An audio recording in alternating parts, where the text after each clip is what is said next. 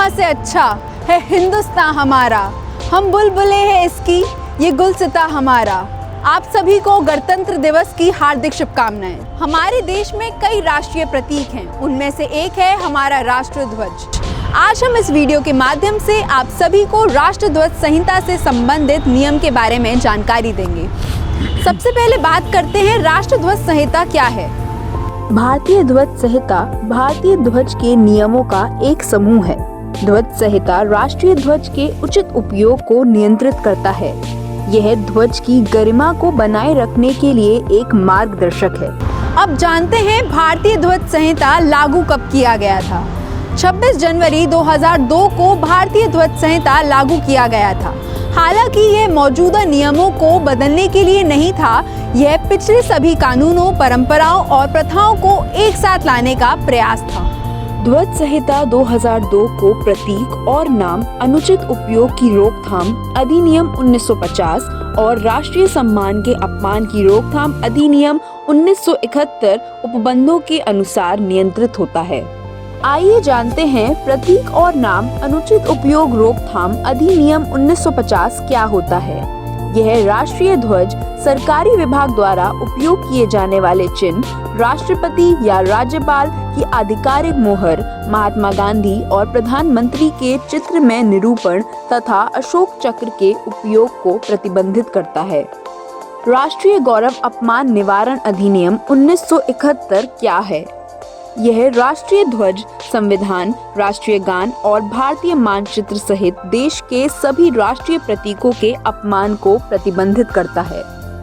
भारतीय ध्वज संहिता 2002 की क्या क्या विशेषताएं हैं। भारतीय ध्वज संहिता को 3 भागों में बांटा गया है। भाग 1, इसमें ध्वज का सामान्य विवरण दिया गया है, जैसे कि ध्वज का आकार क्या होगा, ध्वज का कपड़ा किस प्रकार का होगा और ध्वज का रंग कौन सा होगा।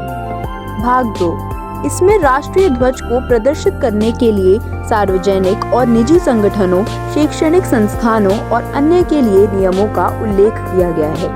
भाग 3, इसमें केंद्र और राज्य सरकारों द्वारा उनकी एजेंसियों और संगठनों के साथ राष्ट्रीय ध्वज को कैसे प्रदर्शित किया जाना है, ये उल्लेख है।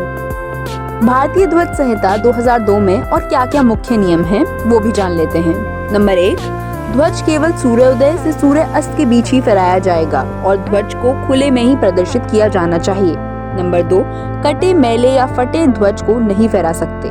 नंबर 3, ध्वज को जानबूझकर जमीन और पानी में ना घसीटें। नंबर 4, ध्वज पर किसी भी प्रकार का विज्ञापन या अक्षर नहीं लिखे जाएंगे। नंबर 5, ध्वज को किसी वस्तु को प्राप्त करने, देने अथवा पकड़ने के रूप में प्रयोग नहीं किया जाएगा। नंबर 6, ध्वज के केसरिया रंग को नीचे प्रदर्शित करके नहीं फहरा सकते। नंबर 7, गाड़ियों पर ध्वज लगाने या फहराने की अनुमति सिर्फ राष्ट्रपति, उपराष्ट्रपति, प्रधानमंत्री, राज्यपाल और अन्य उच्च पदाधिकारी को है। अंत में बात करते हैं भारतीय ध्वज संहिता संशोधन क्या है। भारतीय ध्वज संहिता 2002 के अनुसार मशीन से बने और पॉलिस्टर के झंडे की अनुमति नहीं थी। 30 दिसंबर 2021 को भारतीय ध्वज संहिता में हुए संशोधन में कपास, ऊन, रेशम और खादी के अलावा पॉलिस्टर के हाथ से बुने या मशीन से बने झंडों को भी इस्तेमाल करने की अनुमति मिली। पहले यह भी उल्लेख किया गया था कि मौसम की स्थिति के बावजूद ध्वज को केवल सूर्योदय से सूर्य अस्त तक ही प्रदर्शित किया जाना चाहिए। रिपोर्ट के अनुसार हर घर तिरंगा अभियान के तहत 20 जुलाई 2022 को संशोधन किया गया, जिसके अनुसार अब हर घर पर दिन और रात में राष्ट्रीय ध्वज फहराया जा सकता है। हमें अपने भारतीय होने पर गर्व है।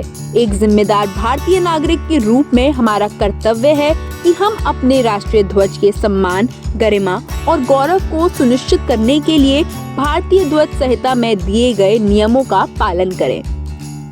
मुझे आशा है कि राष्ट्रीय ध्वज को फहराने और सम्मान करने की सही विधि को समझने में सहायक रहा होगा। ऐसी ही जानकारी के लिए बने रहिए IMS टुडे के साथ। मैं खुशी वार्ष्णेय, गौरव उप्रेती के साथ। धन्यवाद।